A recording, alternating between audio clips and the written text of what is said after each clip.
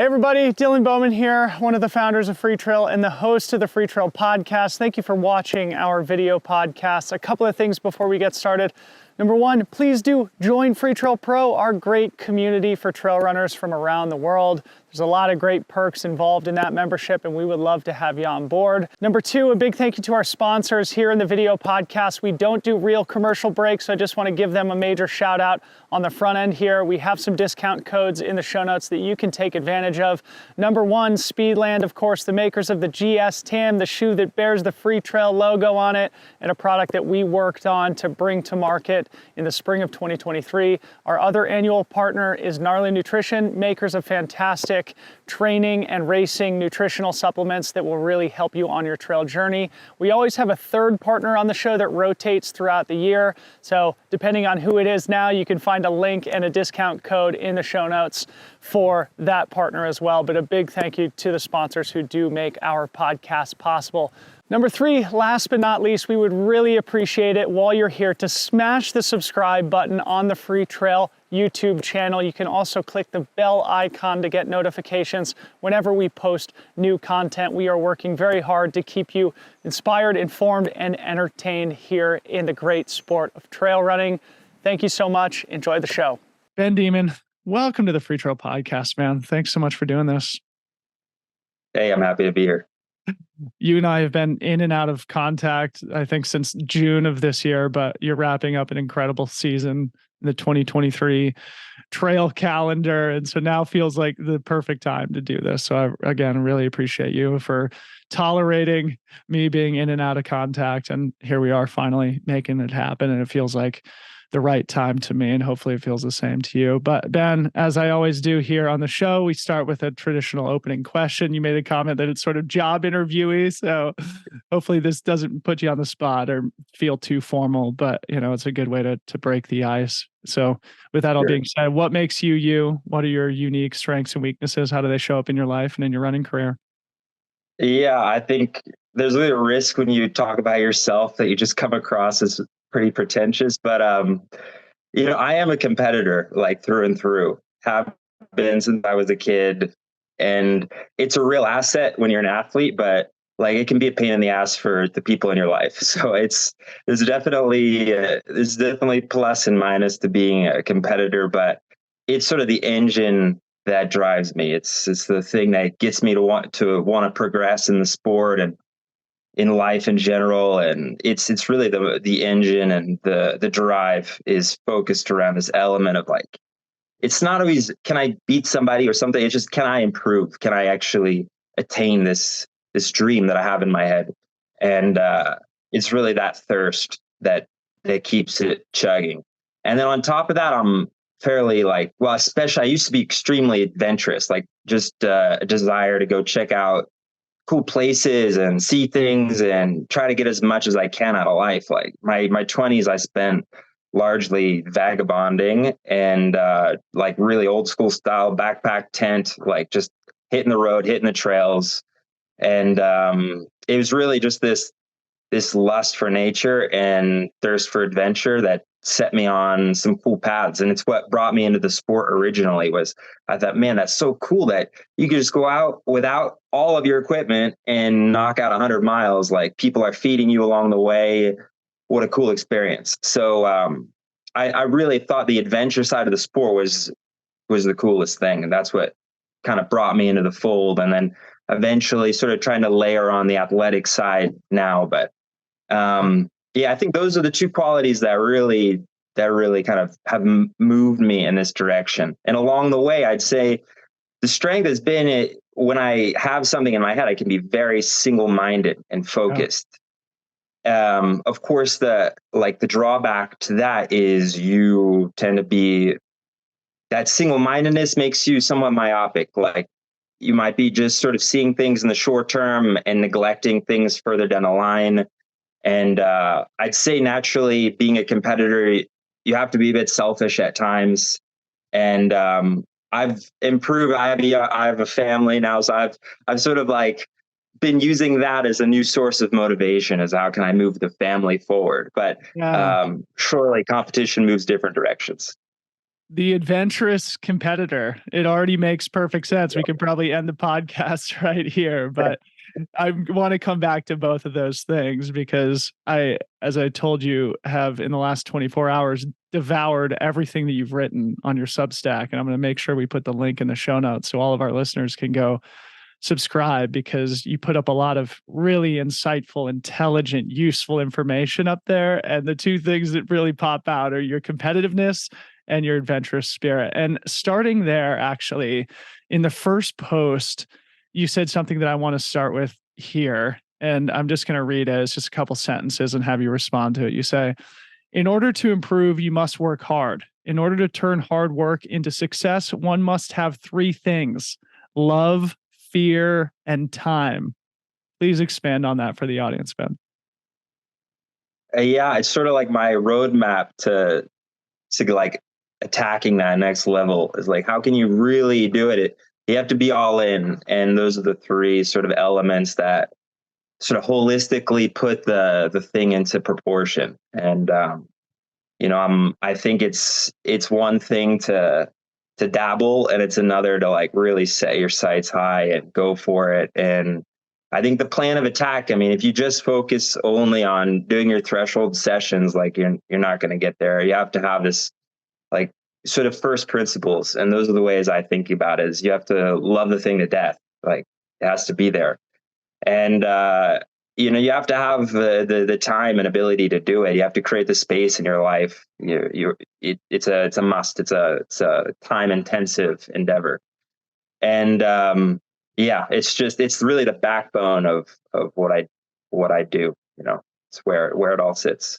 So where does fear come in? You talked about love and time. Yeah. What about fear? Well, fear is the precipice. It's like this, sometimes I had this experience I hiked the Appalachian Trail in 2012. I had this experience like being up in the White Mountains of New Hampshire, and you're in a cloud and like there's a ridge line, but like you don't realize you're on a ridge line at all. You're just following the rocks in front of yourself. But like off to one side is like a sheer drop. But this in and of itself isn't too scary until you consider like what's over there. And I find once you put that into perspective, that like you can fall, like things can happen, it just makes you so much more concentrated on towing that line, on being super focused. And I think really the driving factor of fear now is more like you've got a family, like you can't fuck this up, man. Like you gotta go for it. It's so true. It's so true. So backing up, we don't know each other. This is the first time we've ever spoken. I only started following you on Instagram, I think, after your third place at the Grand Raid last fall. All I know is that you're an American living in France. So give us the condensed, history of your background, where you grew up, how you ended up living in Europe. Yeah, I'm from Cincinnati, Ohio. I was a soccer player all my childhood. First team All State Division I. I was all right, but I love a team sport, but is that like adventure side was totally missing, obviously. So yeah, I was into long distance backpacking. I would just squirrel away money, taking odd jobs, and then spring out and do hard stuff, which eventually led me to the Himalaya.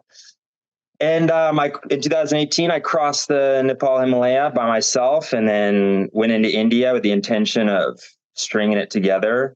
And it was a bit rocky, like in terms of permits and stuff. So it wasn't like a perfect line. Anyways, I wound up meeting a French girl and sort of changed the trajectory altogether. And so we live here now. And is she also sort of a mountain person and adventurous spirit?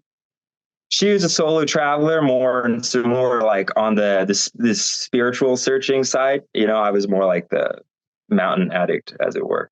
Awesome. And you're now raising, I think, a 2.5-year-old son. Is that right? Yeah, that's it. Yep. Amazing. Well, I've got a 14-month-old little boy too. So we're kindred spirits in that way. So say more about your history with the long trail stuff. Give the listeners a sense of your experience with thru-hiking, how that evolved into trail running.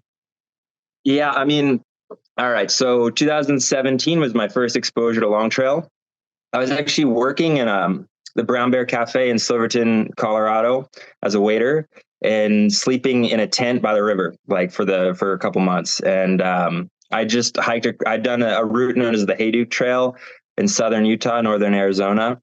It's like a real savage, unmarked backpacking route that it just tests your ability to navigate and the whole adventure side. And I was broke, so I was just hitchhiking around, wound up in Silverton, and found a job at the cafe. And then Hard Rock rolled into town, and I saw these guys. I was like, is this real? Like these guys are like really into this, and it seemed like what I'm doing, but they're doing it light and fast. And I mean, honestly, it sounded hard, but like it's doable. Like you just walk, right? Like you just walk a long time. And I picked up a pacing gig. I got to pick up I paced for Nick Corey the year he did 26 hours. So yeah, it was sweet. I ran from Grouse Gulch to Uray, and then I picked up a slower runner, a guy I met. He was just at the cafe, I said, I'll pace. So I paced from Uray to KT, just before KT. Yeah. So I got to do like a huge 2 giant chunks of it. And I was like, this is so cool. Like, this is the shit. I have to like work on this so I could try it as well. And, I became friends with, Caleb, who runs the High Lonesome. And so I just decided to jump in for their inaugural year. And I'm just using my base fitness as a hiker. I mean, I was just running casually from time to time. And I did okay. I mean, 26 hours, had like that whole epic self-destruction, resurrection moment. And I was hooked after. I was just like, this is so cool, man. Like, Yeah. you have the perfect playground to push yourself. It's like safe enough where you can really go for it. And there's so many, I saw immediately how many levels there were. You know, I saw Kilian running down the mountain with his arm in the sling. Like I saw this legendary like experience over there in Silverton. And it was just a hook, bait, sinker afterwards. I was on. Well, man, now it's going to be so incredible when you go make your Hard Rock debut eventually. But you've done the Appalachian Trail, like you say, you've done the Continental Divide Trail, that Hayduke Trail. Yeah. I guess noticeably absent is the PCT and the JMT, maybe the Colorado Trail. Do you have ambitions with reconnecting with those routes, or are you just like more focused on competing at this point? Mostly I left off the PCT, JMT, the Colorado trails. They're just too domestic, you know, like I wanted to get as deep into the wilderness as we could get, like, and obviously the lower 48, it's hard to really get back there, but you can in that Continental Divide corridor, you can in the desert. I'm sure there's places you can on the West Coast, but in general, it's a bit more tame. And so really my trajectory, if I hadn't met my wife, was to like start pushing towards Alaska and doing more of like the more classic frontiersman like stuff. But I'm really fortunate I'm so much happier, like just with a sense of stability in life. And once I found competition, it reawoken that beast that was always in me. And my mind is very focused on racing these days. Yeah. All right. So before we get to a lot of the stuff that you've published on training and racing and competition, it reminds me, while we're on the subject of these long trails, something that you said about aloneness and remoteness and how it awakens deeper instincts in humans. And I felt like it was a sort of a powerful description of what it's like being out on your own, especially in the deep woods, as you just described. Is there anything you want to say there to add color for the listener of just what it's like to do? I mean, it's so crazy. Like when I started that, I didn't know how to make a fire properly. I had literally zero ability. The Appalachian Trail was my first backpacking trip, like first one. Okay, 6 months, let's go. So I figured out everything, you just sort of understand that it's there. It's just dormant. A lot of it, the navigation, the sort of the self-protection stuff that you go through in hard moments. It's really, the hardware is already in there. It just has to get tapped a little bit and it wakes right up. And, but that experience is so cool. Like when you do get stuck in storms out there in the night and, you know, you're shuffling along, trying to find a place to sleep, you just have these very deep connections with, and it sounds cheesy, but it's like these deep connections with nature, and it's very addictive. For me, it was very addictive. I was like, I love that, like almost out of control feeling I had a lot there. Yeah. Something I missed, but I think it's good to just sort of maybe tie off that chapter and use it someplace else. It's fascinating just to think about the deeper intelligence of our biology and how it just gets awakened by the natural surroundings sometimes.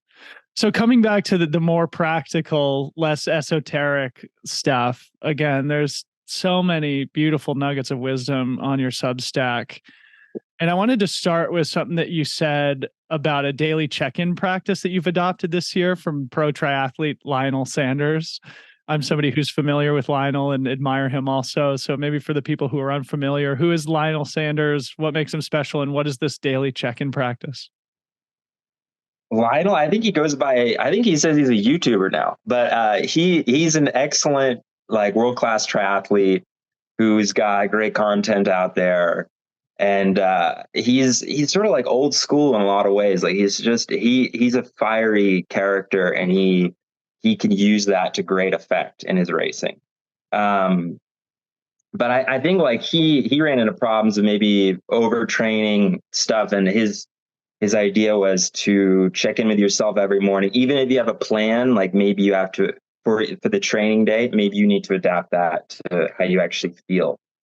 And but it's always very difficult because sensations are deceptive, fatigue is deceptive, all these things. But just sort of doing an honest, like, okay, am I worked today? Like, is it really appropriate to do what I'm gonna do, or should we revise that and come up with an adapted plan that's better suited to this state that I'm in? But then there's times, where you got to pull the trigger and you got to work under duress, under fatigue. But I think, yeah, I said that, but it's actually really tough to do. I try to do it, but I still make mistakes when it comes to overtraining. Yeah. Yeah, of course. And you're very honest and transparent about those mistakes. And it seems to me like you've developed kind of a deep education on training theory. Like you talk very clearly about volume and intensity and the strategy behind your training. And it seems like you track all the metrics and the numbers, but you also have this sort of like antenna for the sensation stuff, like you just talked about.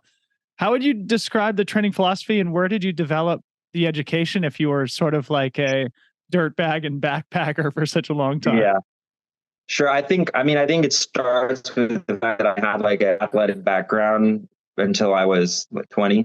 So I played a lot of sport, but what I started running a lot like after 2018. Like I really started running like every day basically. And I never had a watch. I bought a GPS watch 2 years ago. So yeah, I ran for 2 years, basically ran every day for 2 years without a watch. And I was always in new races doing different things, but I would just run every day and I would just really listen to my body. And I think I sort of just developed a natural ability, but then I sort of grounded that in science. I read The Uphill Athlete, all the books that came out from Steve House and Scott Johnston, Kilian Jornet, and I read Coach Coop's book. I've tried to absorb as much information as possible, and then try to square that with how I have seen things, and then I've used myself as a guinea pig a lot. So just playing around, and then a lot of it, just conversation and listening. Doing a lot of absorbing of podcasts and videos, and you can study other sports and learn things as well. So it's still ongoing, but I like to think that the fundamentals are sound, but I think there's plenty of room for learning and continuing. Where does that analytical side come from? Have you always been that way? Like when you were a soccer player, were you tinkering with ways to train and different ways to develop skills and things like that? I think like it just comes back to that competitor. I was always naturally good with the endurance side. It was noticeable very young. Like on the soccer field, we do those beep tests and different sorts of fitness tests, and I would just scorch everybody. Like with it was just consistently like that. Everybody just said like he's not going to drop. Like he just keep going. And I never thought seriously about running. Like unfortunately in America, I feel like there's not a great stigma in the teenage years around endurance sport. It's so focused around football and um, even as a soccer player, it's sort of low on the totem pole. So in France, you see this great admiration for endurance sport, whether that's cycling or skiing or running for that matter. And so it sort of went untapped, I think, like my natural endurance level. But I was just a student, I was somebody who could test well, just learn how to figure out how the test is done and do well on it. So it's something just up in there. I don't know. Yeah. And it seems like this is a relentless exploration, seeking improvement as a runner now based on this competitive drive. And it feels like this year was a major breakthrough for you. And you wrote something about how, this year you've been much more intentional with your rest. So maybe say a little bit more about that and I want to get into kind of like your sort of unique strategy with tapering, which I think you wrote about before Penyagolosa. But I think this is sort of practical and important for listeners too. Just like you were tinkering with things and maybe overdoing it last year, still had good results. But this year it seems like have gotten a lot more analytical, a lot more strategic with the rest. And maybe that's been part of what's been a breakthrough season for you. Yeah, what it is like you see the numbers guys can put up and you think like, I got to do that. And you have to build to that. I think a lot of us can do big volume, but it has to be something, a long-term project, maybe several years, maybe 6 months. It's different for everybody. But what I did like last year before the Grand Raid was 2 months of all in effort, just waking up at 3 a.m. to go run for 3 hours and then come home and watch the kid and wait for my wife to come home from work and go out again in the dark and just squeezing as much as I could out of the time. Because I thought, I'm going to fail. Like, this is going to be terrible. I'm going to have a horrible day because I'm undertrained. And I just did it. But afterwards, like, it's just not a sustainable exercise. You can't just keep doing that. So it's not that I rest that much. I just distributed the training load a bit better. I'm doing actually more training this year than I did last year. But last year I squeezed it into just a couple months, and now I've spaced it out. I've done a little more periodization, trying to use my winters as they should be done. It's not like off season time to chill. And it's time to really focus on logging quality, moderate, long duration stuff. So the European guys are mostly on skis. I've got some skis. So I do that a couple times a week, and then I'm in the gym on the treadmill, on the elliptical, on the trainer, logging quality, moderate intensity time, and stack invert, things like that. But not trying to burn it down, just trying to get that nice long burn, and then using that as a base to sort of propel myself off of in the future. Because I think, I talked to Albin after Templiers, and like he does just absurd amount of skiing, and that's something which he's cultivated. His lifestyle is where he lives, he's a full-fledged pro, one of the best that there is, flat out. But that's something you create. You make a way to get there, to create that space for yourself. And what I did do is really listen. If I'm toast, I'll just jog for 30 minutes. I can still tell myself I went for a run. And honestly, I usually feel better if I do a little bit as opposed to nothing. It's really when you pull the rug out from under where the fatigue really sets in and it gets a bit nasty. But to really appreciating easy effort, I think would be the more better distributing, and then easy effort means easy effort. Okay, great. So now speaking more specifically about the breakthrough season, starting with Penyagolosa, where you won and set a massive course record, breaking Hannes Nomberger's mark, who is also one of the best in the world. I found it quite interesting what you said about the taper strategy, that you rested a couple weeks before the race, and then you had like a little bit of a final push before a micro taper. And again, it just like struck me as this novel approach that seemed to be developed by your own intuition and not necessarily by the training textbooks. Say more about that. Yeah, that, I need to do that again. That the beautiful thing about that was I had the time, if you don't front load the season with too many races, then you can properly create the build. I felt like I arrived at a great level of fitness. Like I was really happy with it, but I felt like if I did another week or two of hard training, I might tip. So I just divided it in half for a week and then finished that week with a 10K like road race, just so one intense day. The rest of the days only recuperative effort.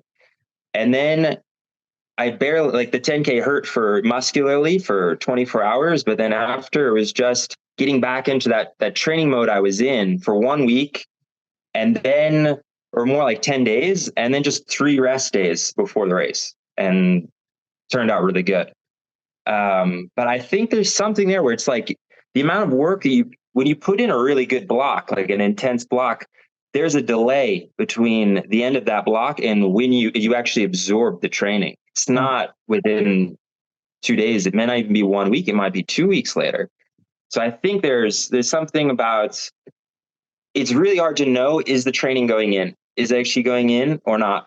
But one thing that for sure can give you, like, just if you have the free time, if you have the time before the event, you can assure that it's in there by providing adequate rest beforehand. And then, because I find like that, the traditional taper, which I've done a lot, and I did before Andorra, I did before UTMB, I did before Templiers, where you just train until the week before. I don't know. There's so much up in the air. You feel like you don't know if the fitness is in there or not. You don't know if it stuck. So it's almost a confidence thing rather than a absorption adaptation thing. Yeah, and I think it's also that weird head game that traditional taper does, is specific. Like, when you really cut the training out, it's just it's terrible. But if you know, look, this isn't a proper taper, this is just a recovery week, then it's like mentally it's way easier. So I have to try that one again. We have to keep practicing, figuring it out. I think the tapering strategies, God, it's so interesting. I listen to like Coop's podcast about all the tapering stuff, and they've dialed in the mathematical model, which works, but there's so much variability out there. It's just hard to know what's the best route. I think it's very specific for each athlete. Yeah. Awesome. So also, the thing that I thought was unique, that was uniform across all of your blocks this year that you published on your Substack, was the 5-week training block. In other words, before Penyagolosa, Andorra, UTMB, and Templiers, you had very specific 5-week blocks.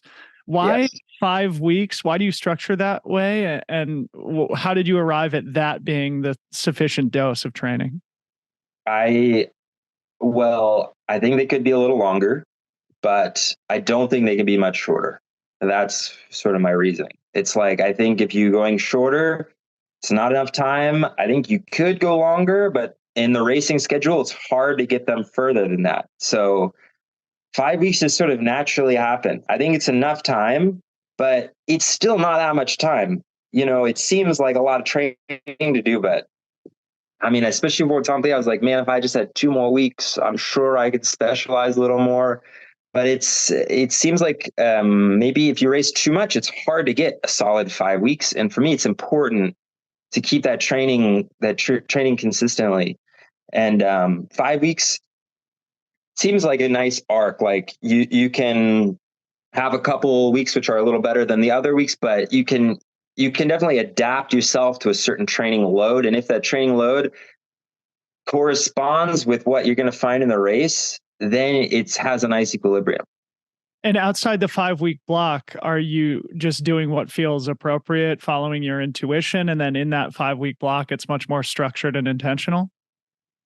Actually, all those 5-week blocks were just like calendars. Like it literally was 5. It was 1 week recovery, and then launch. Or maybe it was 2 weeks recovery. So they were 7 or 8 weeks apart, all the races. So it was just naturally 5 weeks. But me, usually after those ultras, I'll have an easy week, and then get back on the legs week, and then launch into the next block. And then like at least 1 week built in for tapering out.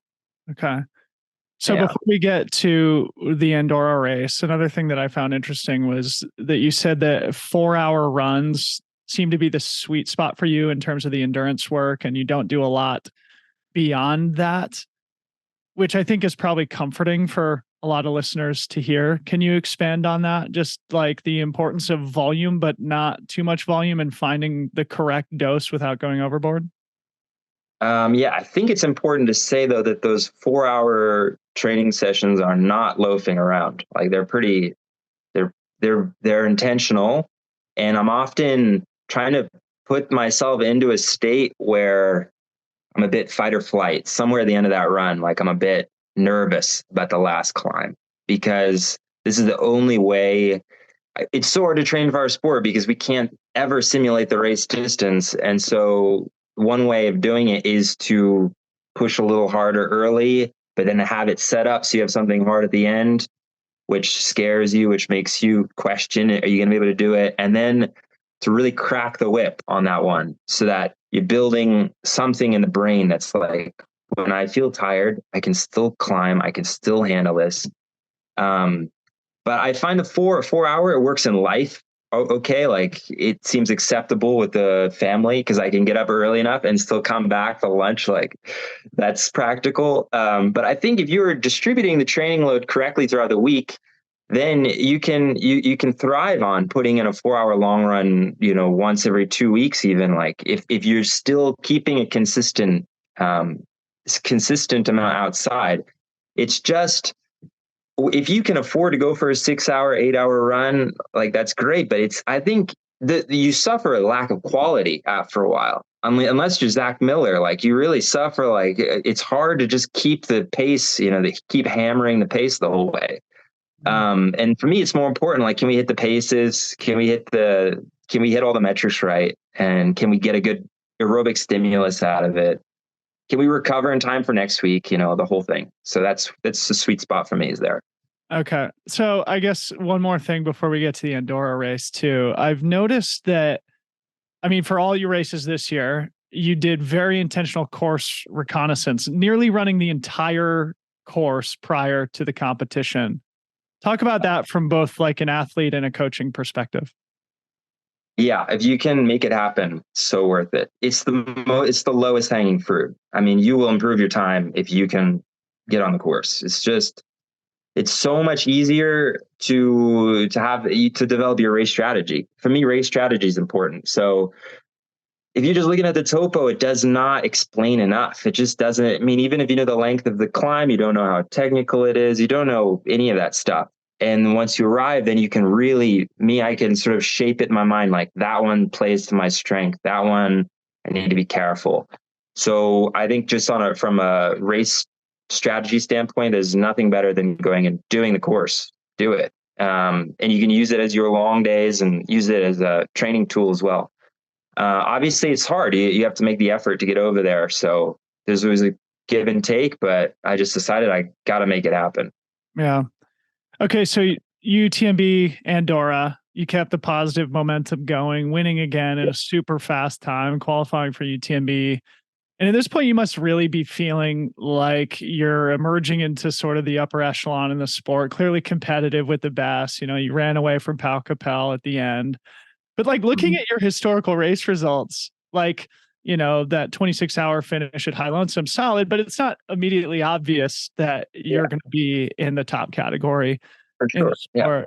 Talk about how you sort of like developed into that, or was there a turning point where you began to view yourself that way? Was it at Andorra or is it before?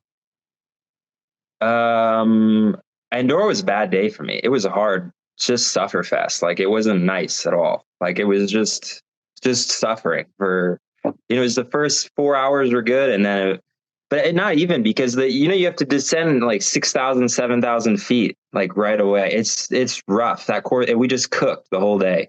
It was very hot. I didn't have great legs. I just shuffling along and we made a good time. So for me, it was cool to see like on a bad day can still do pretty good. But that was thanks to Shumi. I mean, I was guiding. I was more or less doing the ups in first, and he was more or less doing all the downs in first. but man, his downhill it was just so brutal. Like he was attacking all the descents. And I just told myself, you have to stay on him. You cannot let him get away. And without his pressure on those descents, I wouldn't have made that time. But his descending was mind boggling. And, yeah. So the confidence thing after the Grand Raid for sure, because France is a celebrated race. It's like a big deal in France. And it was completely out of the blue for a lot of people. And for me, I mean, for my friends that I train with here, I mean, they believed that I could do something good, but we didn't know that I could get on the podium, you know? Mm-hmm. And then it was really just in my head, like, okay, look, you still got beat like bad in that race. You still got smoked.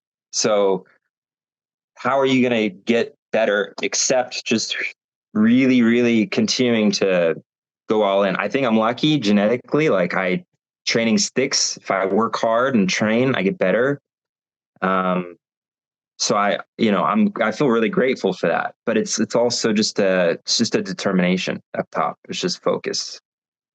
Any other specific takeaways from Andorra, and maybe expanding on the racing dynamic at the professional level, as you described, Pau Capel sort of making up time on you and Jean-Philippe. You guys ended up finishing together. He would attack on the downs. You were a little bit stronger on the ups. And I think like at this point in the development of the sport, these racing strategies, these racing dynamics are really evolving into really interesting cat and mouse games sometimes. And it's not always like you have to be tactical and intelligent, and you have to develop that as a skill.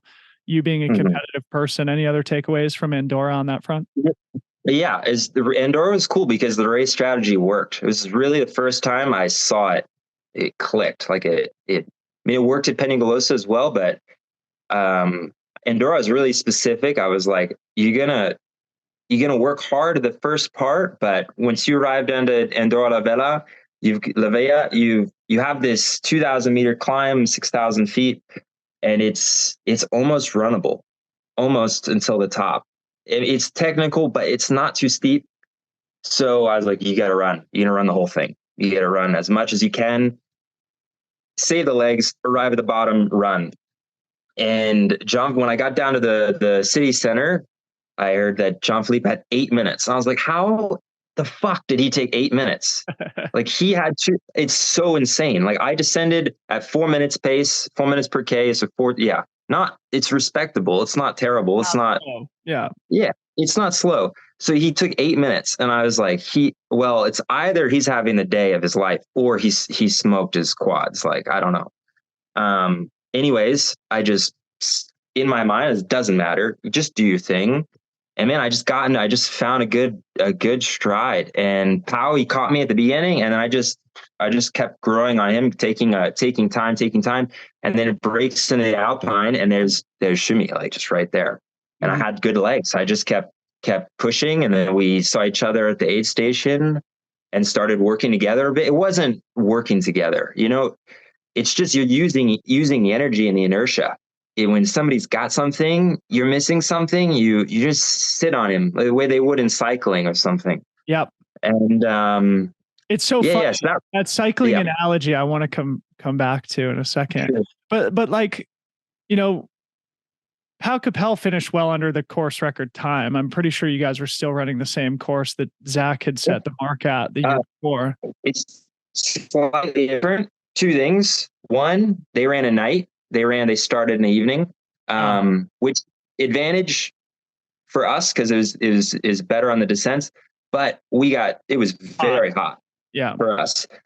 But the second last climb was slightly different. You still wind up at the same height, so you do the same amount of climbing. They had a small variation. I did them both because I thought it was going to be the old one. And they're too close to say one is harder, one is easier. Sure. But in Pau Capel, he lives there. He literally, it's his backyard. Like he's got some advantages over there. One of the greats of our generation, a UTMB champion, and we should say that we're sort of using this as the springboard and the qualification for UTMB Mont Blanc in 2023. So having that validation that feather in your cap and beating a UTMB champion at that race. How were you then using that as validation or confidence building as you approach that final block towards UTMB? Did you have a belief that you were putting yourself in a position to be competitive? For sure. Yeah, for sure. I mean, that last climb, I think we put like 20 minutes on Zach Miller on that last climb. Like we smoked, and it was all me just like, I'm not letting that fucker catch us. Like I started laying down this insane, just a good cadence hiking uphill, like just hard hiking. It's too steep to run.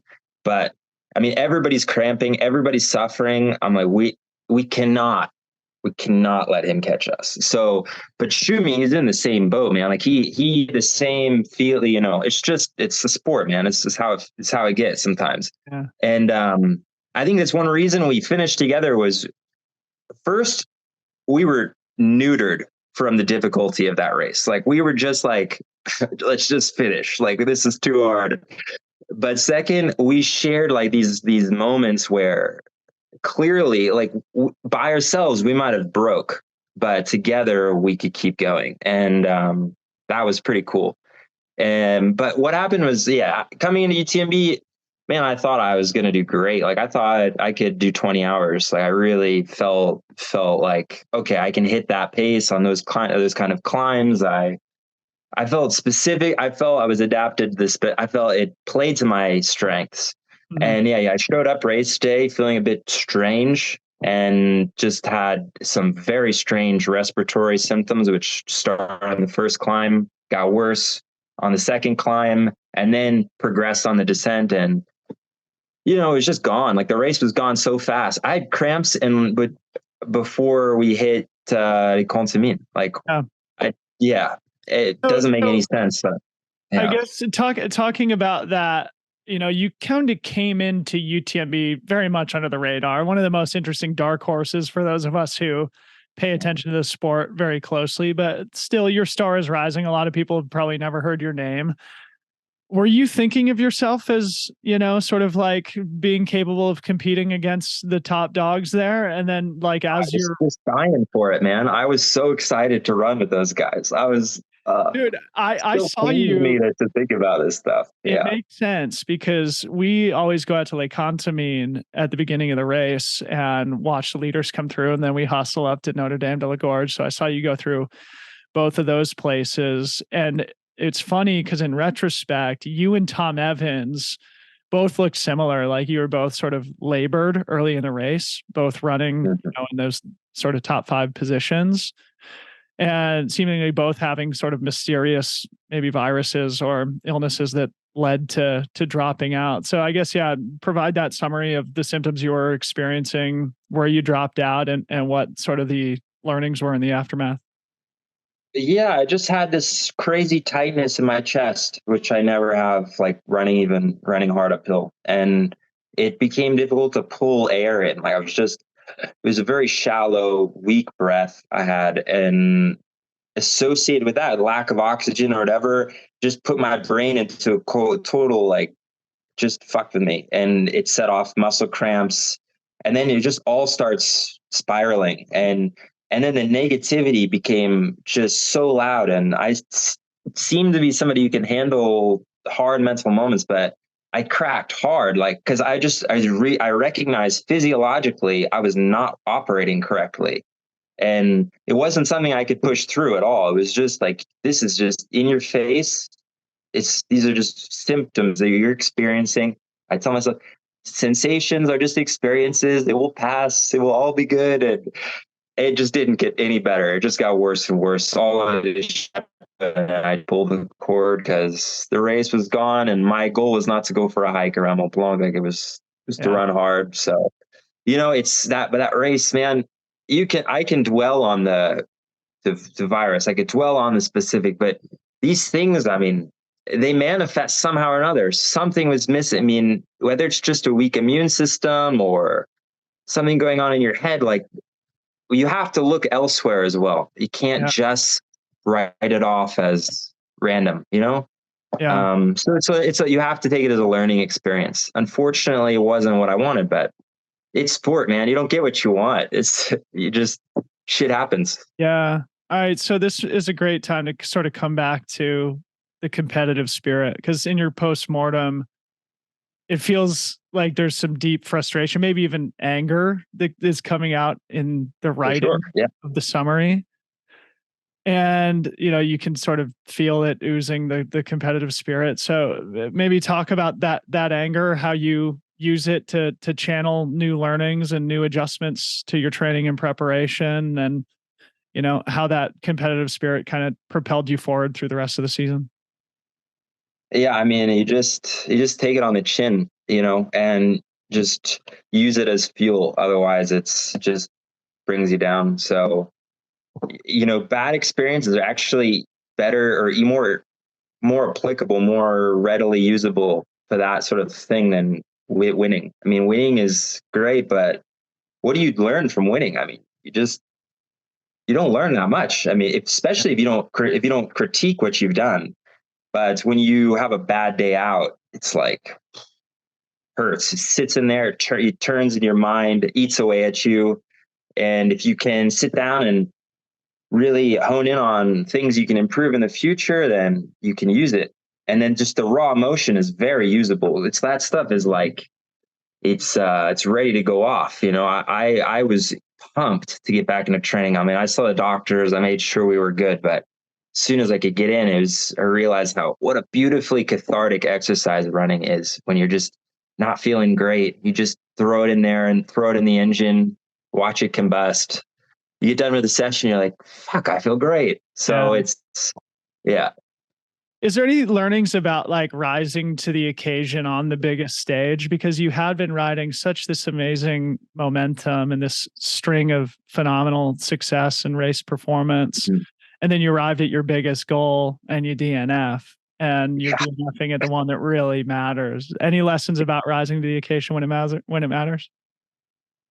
I don't know. Maybe just the details. Maybe just wash your hands more. I don't know. Like, Did you feel comfortable on that stage though? Like that's kind I of felt cool. Yeah, I felt relaxed, man. I felt before I had like 2 weeks before UTMB, I had a couple bad nights, but the week before coming in, I was sleeping too much, even though just kind of in day. I told the doctor how much I was sleeping. He's like, "Do you sleep that much?" I was like, "Not normally," but I felt comfortable on the start line. I mean, as comfortable as you can be standing there for 15 minutes in the sun, but it's I don't know, because once you start running, you're just running, and then you see people. Yeah, I don't know.